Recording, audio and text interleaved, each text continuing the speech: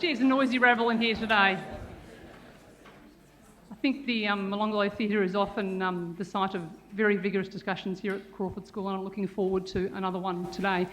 If you haven't met me out in the foyer already, I'm Katrina Jackson, the CEO of Science and Technology Australia, and gee, it's terrific to see you all in the room. Had so many conversations and interactions over the last month or so. Excuse me. Great to see you all physically here. We have a really terrific program today. I'm not going to go through every single person because we'll be here for half an hour, but we're overjoyed to be kicking things off with Mike Keating, who's been head of no less than 3 federal government departments. We've got a stellar cast of speakers from the start to the end of the day. If I go through individuals, I know I'll offend people who aren't Brian Schmidt or aren't Ian Chubb if I don't mention them. There are many. They're all in the lovely little orange folder which should be on your lap somewhere. There are also lists of all the delegates, so you can make sure you make good connections and know who people are and where they're from. We're also really pleased that at around morning tea, the new Parliamentary Secretary to the Minister for Industry and Science, Karen Andrews, will be joining us. It will be Mrs Andrews' first major speech, so that's a real treat in store for us. Many of us, if you haven't met Mrs Andrews before, will have an opportunity to meet with her today. She's staying for a little period afterwards, and hopefully we'll be here for a little bit of morning tea. The sessions throughout the day will all be ably chaired, beginning with Veronica Taylor dealing with Brian, Bruce Chapman and Ian Chubb this morning. Veronica, you are a wonderful woman. Part of the able chairing will be to ensure that people keep to their time, and there is plenty of time for questions and discussion after each of the sessions. This is not meant to be a handing down of wisdom from the people up here. It's meant to be a very vigorous discussion, so please don't hang back. One thing I'll ask you to do is make sure you have a microphone in your hand before you ask a question. We're filming the day's proceedings to pop up on YouTube for those who can't be here, so please just wait until one of the staff gets a mic in your hand. If you would like to take part in the Twitter conversation outside the room, and please do, many people in here will, if you could use the hashtag SciMPM, so that's, sorry I'm booming a bit, SciMPM, whack that on the end of a tweet and we'll be able to collect them all up later. Very sincere thanks to the Department of Industry and Science for supporting this event and supporting so many events that STA is involved with. They're not just ready with the funds that mean we can do these things. They're also very able collaborators and very willing collaborators. This event is one of a number that is part of the Inspiring Australia Science Engagement Strategy. That's a national strategy to engage scientists with decision makers of all sorts, from business, the community, academia, everywhere. So this is one of those events. Supporters and sponsors also include the Australian Research Council and the Australian Academy of Science, and great thanks to them. All that leaves left for me to do now is to introduce STA President Ross Smith, who will get things underway. If you've got a phone, please turn it on to silent. If you've got anything else that beeps, buzzes, murmurs, or does anything else unpleasant, if you could make that silent, that would be terrific. I'm not going to tell you where the toilets are. They're just out there and just out there. I'm sure you can work that out. Ross.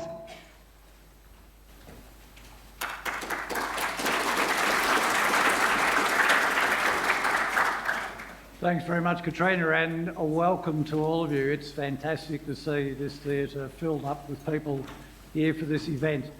This is the second Science Meets Policymakers that we've run. The first was in 2012, and we're very pleased to be able to bring this event again. We're hoping that we can convert this. It looks like it'll be successful enough, I hope, today to be able to convert it into a biennial event. And we're certainly excited about being able to do that. As many of you will know, Science Meets Parliament is our premier event, which, if you like, is about science meets policy setting. This is about science meets policy implementation. This is where the rubber hits the road in terms of getting science into how public policy is set and implemented. We have a real opportunity here to bridge that cultural divide between policy people, the bureaucrats and scientists, and get the communication happening. It's a networking event, we hope. So take advantage of that. Certainly take advantage during the breaks of meeting people from the other side, engaging in some conversations, and hopefully we can engender some relationships that will last and make a difference in terms of helping with policy implementation in the future. I'd also like to thank the Department of Industry and Science for being able to make this event happen today, and the ARC, our sponsors, we very much appreciate. While I've got the floor, I'm also going to take the opportunity to try and get the SDA executive to put their hands up so that people can see who they are. Includes me, obviously. There's a few scattered around the room, and board members, at least one. There you go. So those people are also people that I encourage you to make connections with and get engaged with SGA while we're here. So thanks very much for that, and welcome to all. I'm going to, as we have a tight schedule, move straight on to our first, which is a keynote address by Dr. Michael Keating. I was going to introduce Michael as a small businessman like I am, but he insists that actually, because he's moving on in life, that he doesn't really want that title. He's also just informed me that all the things I pulled down off the web about the various boards that he's on is no longer relevant. But that's great that he can be engaged in advising people at this stage of his career. He's the former head of the Australian Public Service. He's also a former Cabinet Secretary, and he's been the head of several departments, so Department of Prime Minister and Cabinet, Employment and Industrial Relations and Finance. A very distinguished career.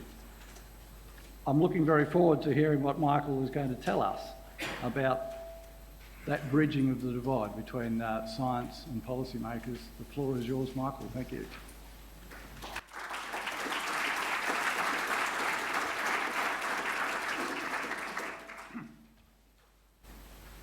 Well, thanks very much, Ross, and thank you, Katrina, for inviting me to speak today. First, I'd better make an apology or a clarification. Ross said today's conference was about policy implementation, but in fact I'm going to talk about policy making mostly.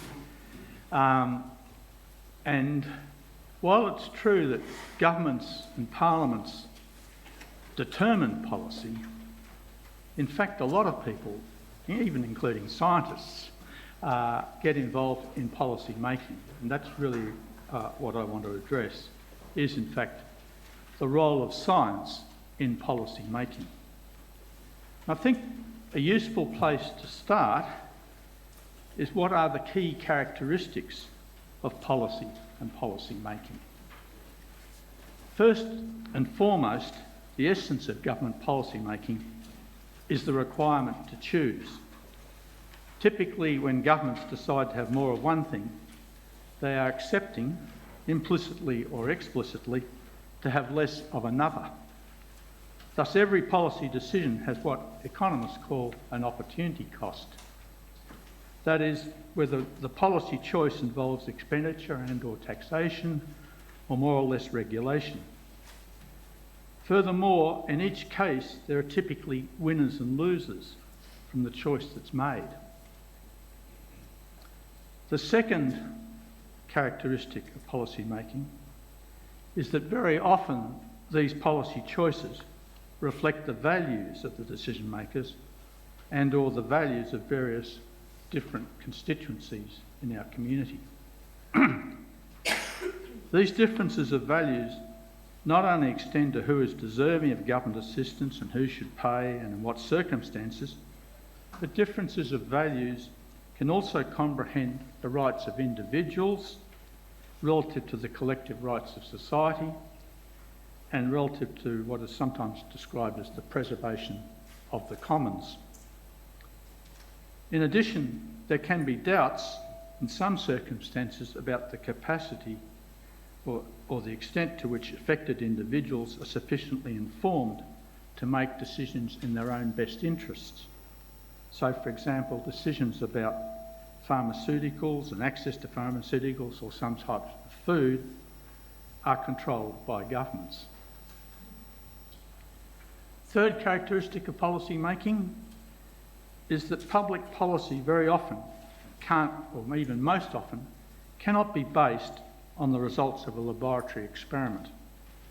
Evidence is important, or it should be, where it's available, but often policies have to be based on theories of cause and effect.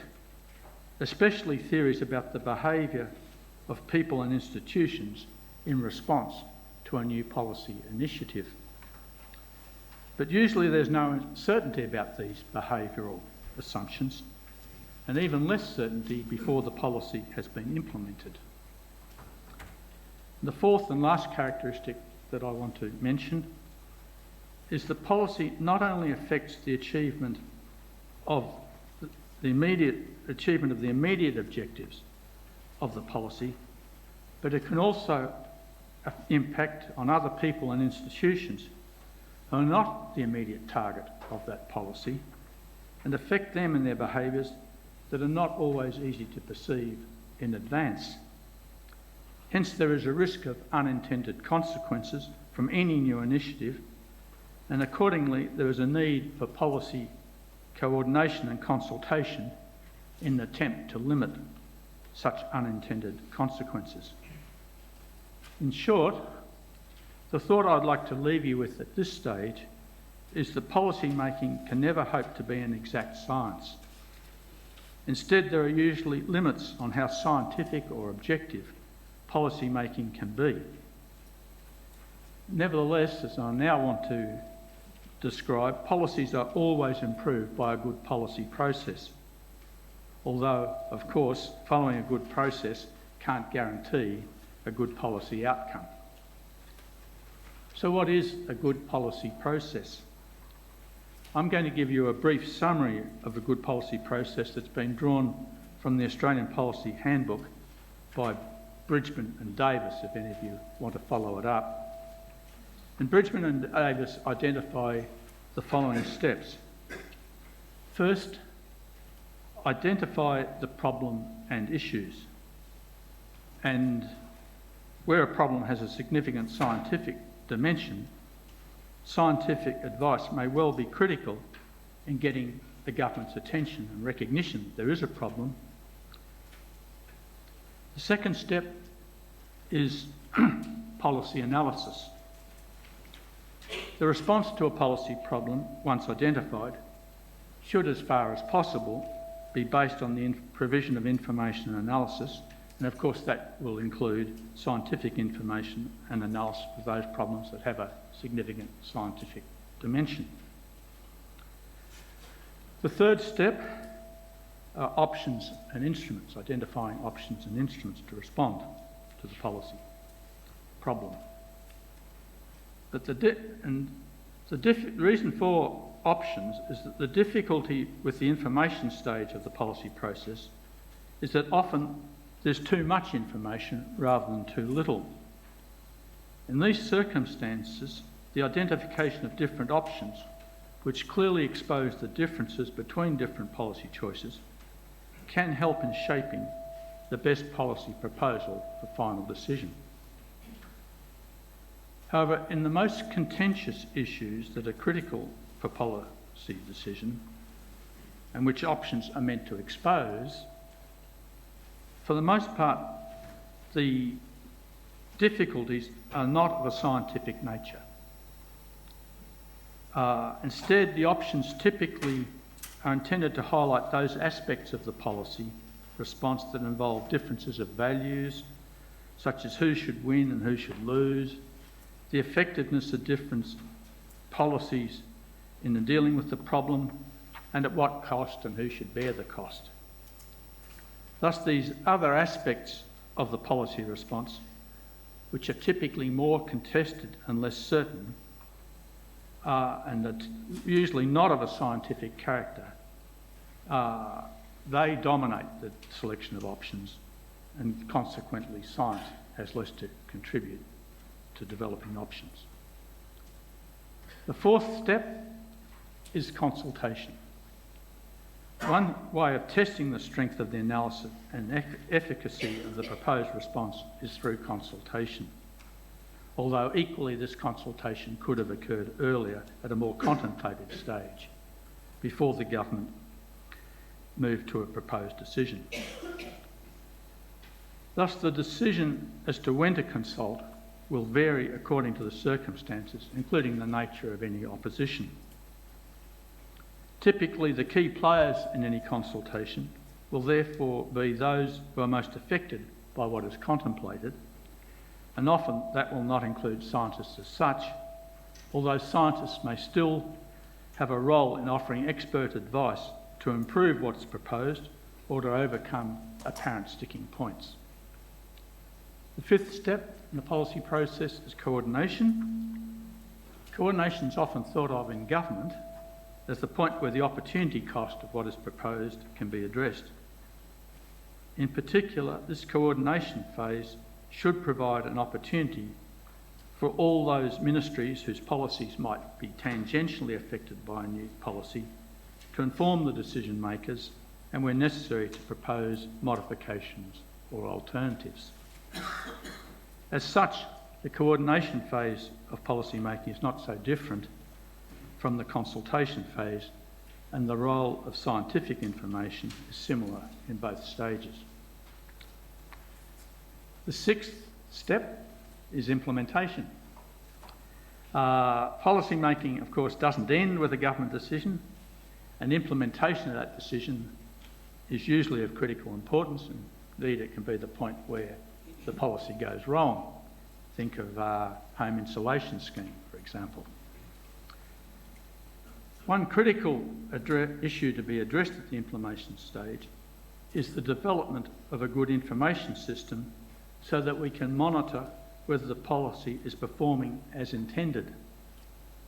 Once again, for problems with a significant scientific dimension, the development of that information system will require scientific input.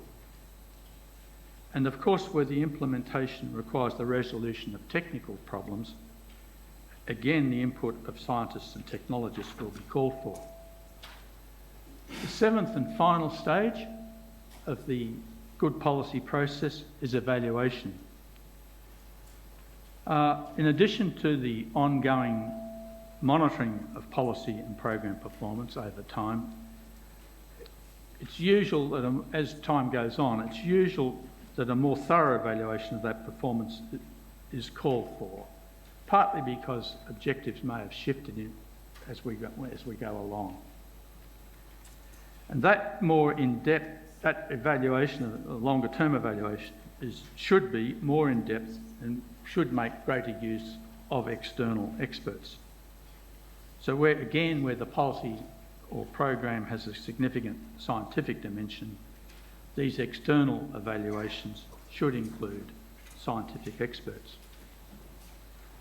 Finally, before concluding what I have to say about a good policy process, I think I should draw your attention to one important qualification. As I've presented it, a good process is depicted as a cycle involving a number of sequential steps. But in reality, the policy-making process is often more iterative, and the order of the steps can be adjusted as well. So the lesson to be learnt by those of you who want to influence or engage in the policy-making process is that while it's good to understand how that process should proceed, you also need to have an eye out for the opportunities as they arise to influence that process. And these opportunities do not always present themselves in an orderly manner. I'd now like to make some personal observations on the extent to which scientific advice actually influences policy making at present, or perhaps more accurately, how it has influenced policy making in the recent past, but not very recent past.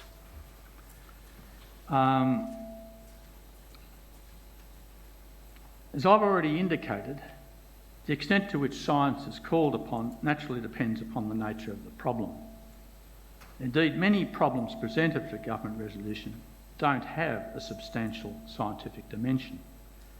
For example, science is usually considered to have little to contribute to most issues relating to welfare policy or employment and training policy, where the issues mainly reflect value judgment about who should be assisted, by how much, under what conditions, and who should pay, and what will be the behavioural responses to that assistance.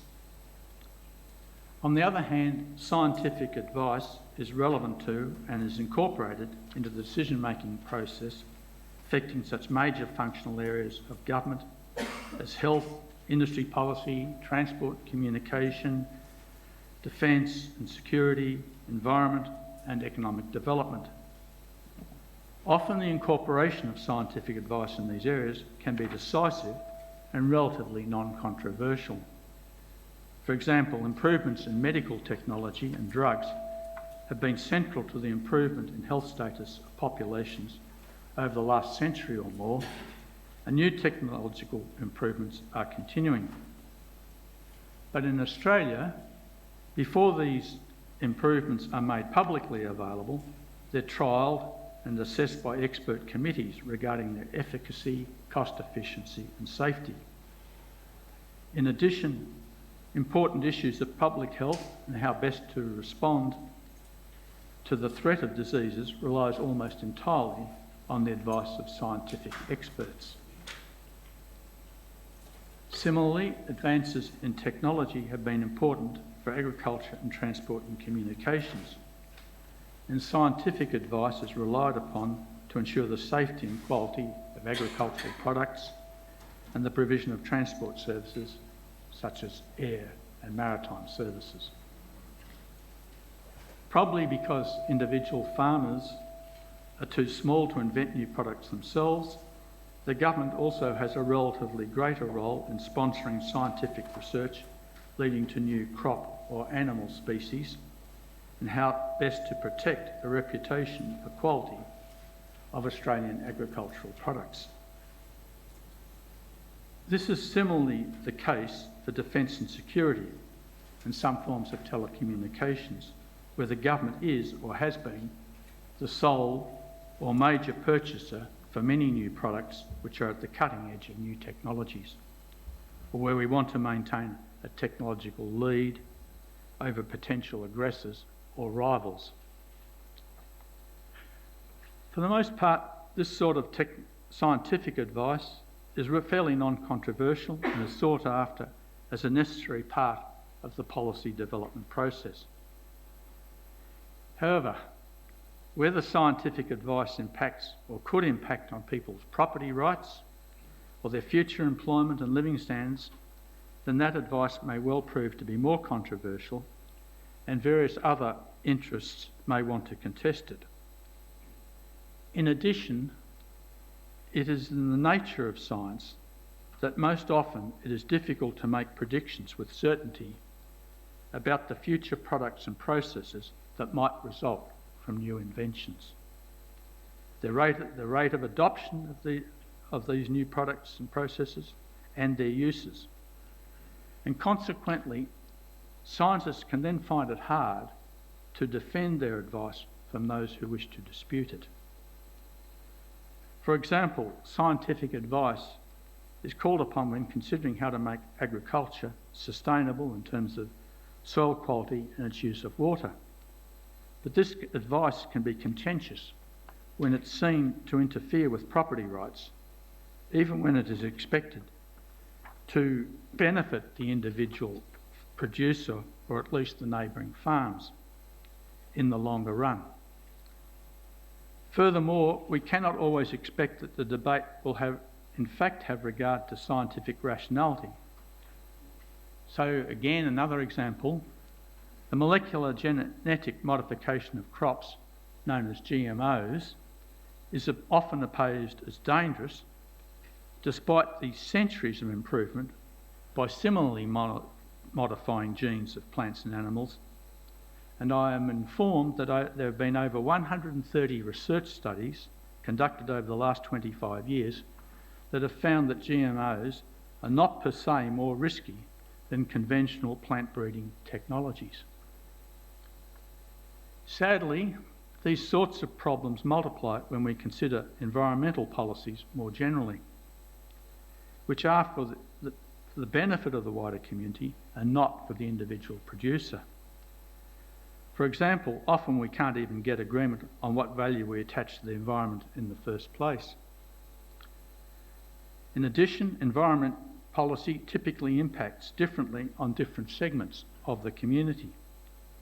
So perhaps it's not surprising if this disagreement then extends to questioning the scientific evidence on which the policy should depend, whether that evidence relates to, for example, climate change or water flows, or the extent of pollution, or the survival chances of various flora and fauna.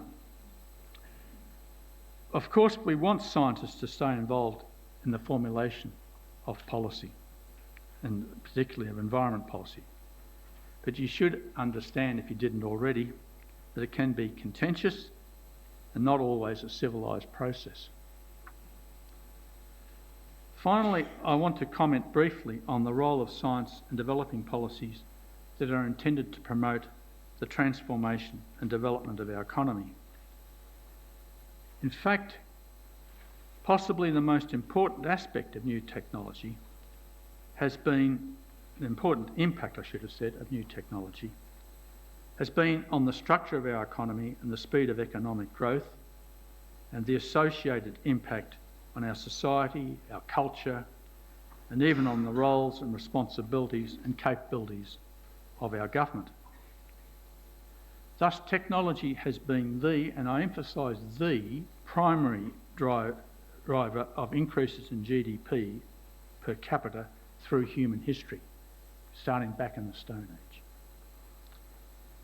And technology has also been a primary driver of population growth through better living standards and better health.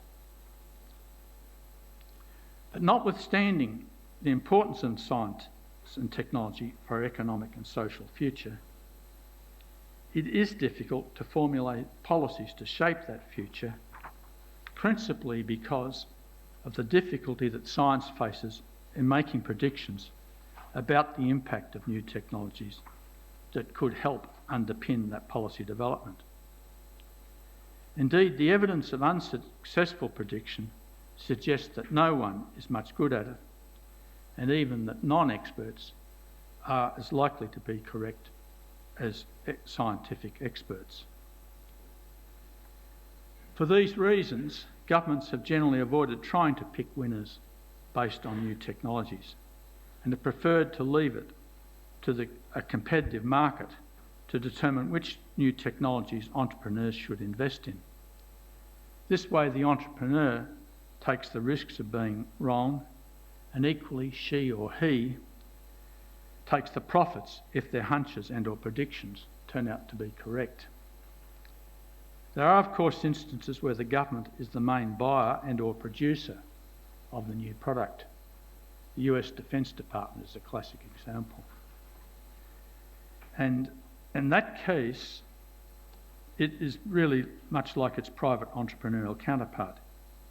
The government, as the producer or buyer, must make an assessment of the costs and benefits of investing in that new technology.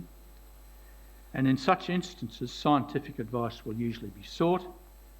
But I have to add that because of the degree of uncertainty, that advice may also be heavily discounted. We'll use a high discount rate, if you like, in technical terms. Furthermore, apart from these few exceptions, for the most part, governments in capitalist economies will confine their encouragement of new science to generic assistance, such as directly funding basic research in public institutions that's unlikely to deliver a private benefit, and also the provision of tax rebates for privately funded research and development.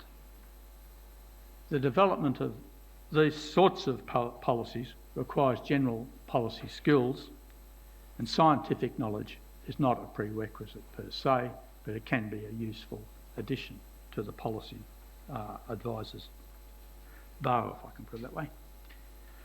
Okay, to sum up, there are a few key points that I would like to leave you with concerning the influence, or indeed lack of influence, of science on policy development. First, science is often uncertain.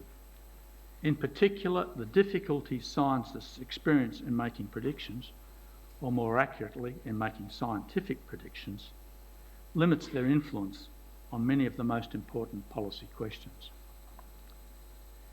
Second, science is often not the only consideration in policy making.